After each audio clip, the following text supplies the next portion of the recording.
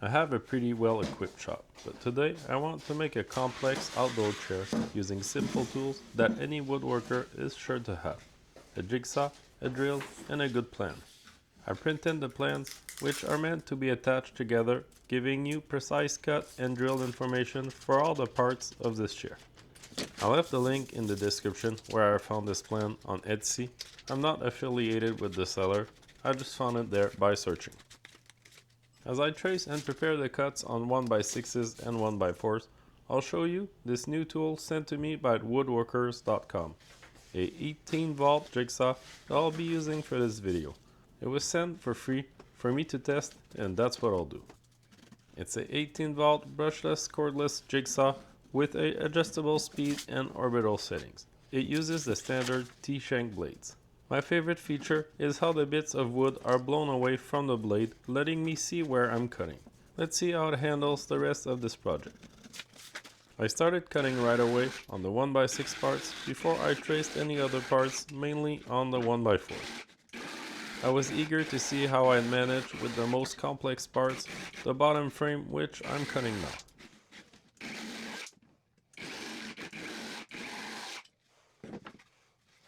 Next, I went and traced and cut the second and last 1x6, which is mainly for the armrests.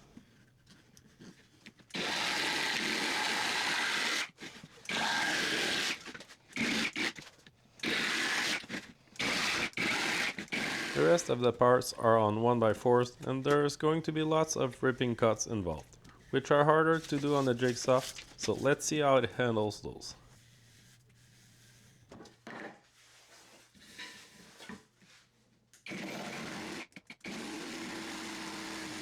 Once stabilized and started, it was really easy to keep going forward, pushing in or out of the piece.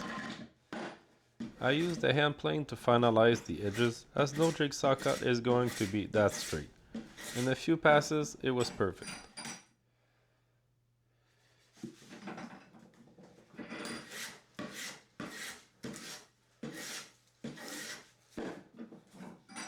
If you don't have a sharp hand plane in reach, it's a tool I not want to be without, making any imprecision or error a thing of the past in a few passes. I highly suggest you get one. Working on this jigsaw is fun. I had great results, but it sure made a mess. Time for cleanup. Some of that is my fault though, as this saw I was using comes with a port to plug a vacuum. You'll need some sort of adapter to make it work on a shop vac, but it's there. Check out the description for more information on this and more tools from WoodStarter.com. All those parts are nice, but now comes the dreaded sanding. Here goes about an hour, sanding every face, edge, corner to a nice and comfortable feel. If you haven't already, please like this video and subscribe. It helps me reach a lot more people. Thanks to all subscribers. All done. Don't those look great for a bunch of parts made on a jigsaw? I think so. Now the plan also comes with drill holes, so I'm using a poker tool to trace them all and prepare them for the drill.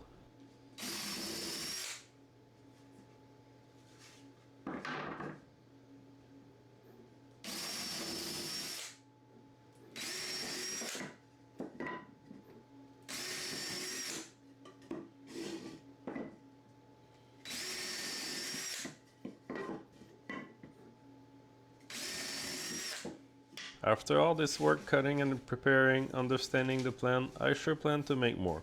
So I rolled it up into a roll, added an elastic band around it and put it into storage to hopefully be used again soon.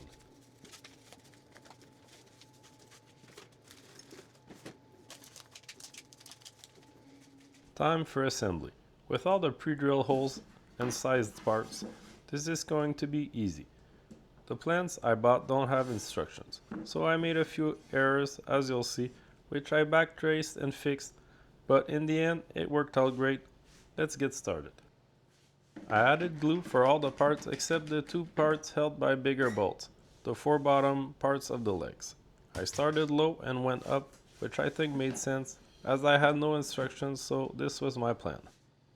Plastic clamps are great to stabilize stuff until it starts to hold itself. I use the driver to push screws in, but carefully, and finish most of them with the screwdriver to get them nice and flush without stripping out the wood.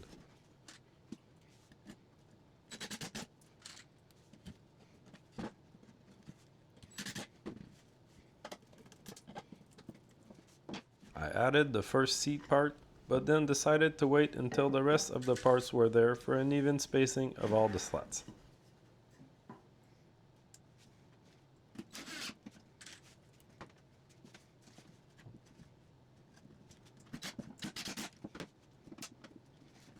Here I'm using the front legs, but as you'll see later, I'm doing it wrong. They should be one hole higher. Fortunately, this part is not using glue and it was a simple fix later.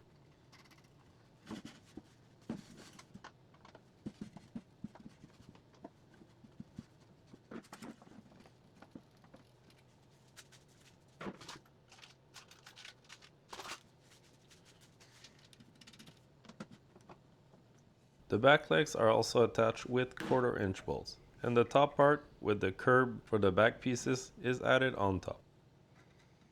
I started by adding the middle seat slat to make everything square and solid for now. I'm now fixing the legs, noticing they weren't at the right level when I went to add the armrests. Aligning the armrest was easy after that, with the pre-made holes from the pattern.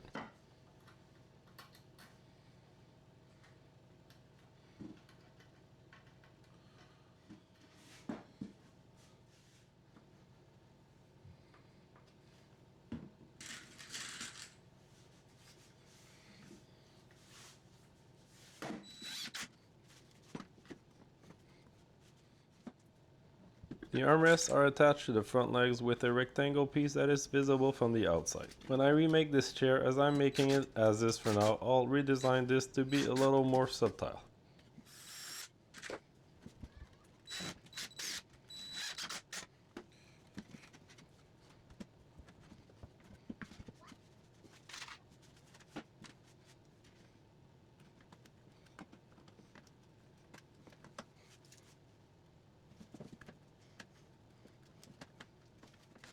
The rest of the back slats are easy to add, starting from the outside, then centering the two remaining ones in between.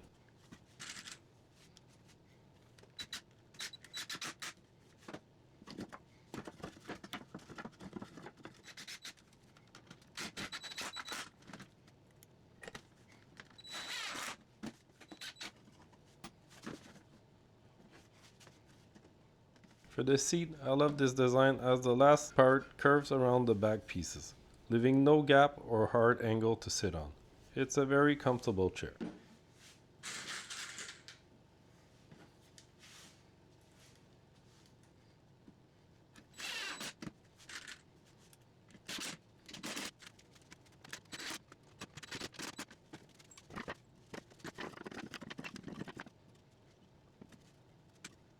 I aligned the rest of the seat parts, which was pretty easy as they fill up most of the space left, no spacings to measure.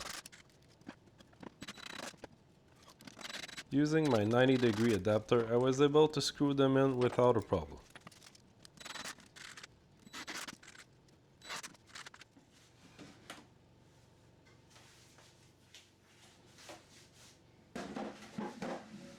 I recut the top of one of the seat slats as it was a little too long, then resanded it nice and smooth.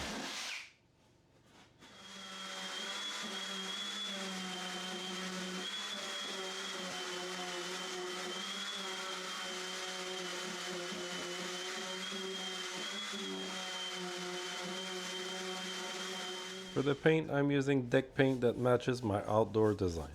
I give it 3 coats of it.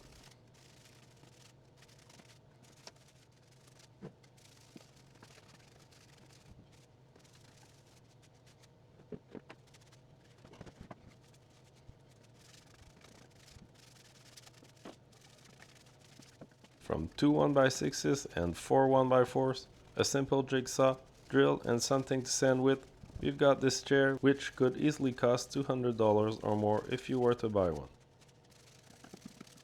Thanks to WoodStarter.com for sending me this jigsaw. Check out the description for links to it. Thanks for watching and see you next time.